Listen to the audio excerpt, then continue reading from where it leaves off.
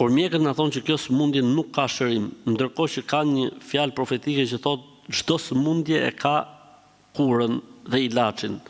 Si shpjegohet kjo përplasje mes shkencës dhe hadithit?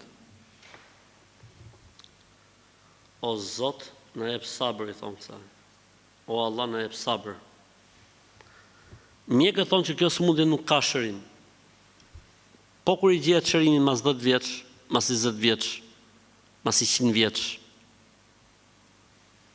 mjekët gjykojnë për dijet dhe për njohuritë që kanë.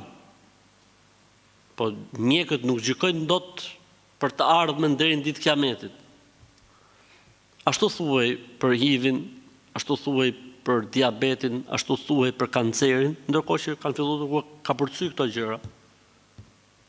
Thotë u gjet vaksina kundër kancerit, u gjet kurimi ndaj kësaj, ndaj asaj gjë që mjekët më përpara kanë pasur që është e pashërueshme.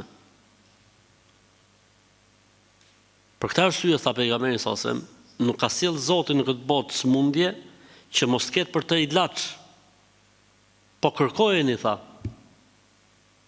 Pra njerëzit duhet bëjnë përpjekje, duhet bëjnë eksperimente derisa të arrijnë tek ilaçi. Pra çfarë not? Zoti ka sjell sëmundjen. Okej, e ka sjell dhe ilaçin. Okej. Dhe njeriu i ka dhënë mendjen që të gjej ilaçin ta çojë tek sëmundja.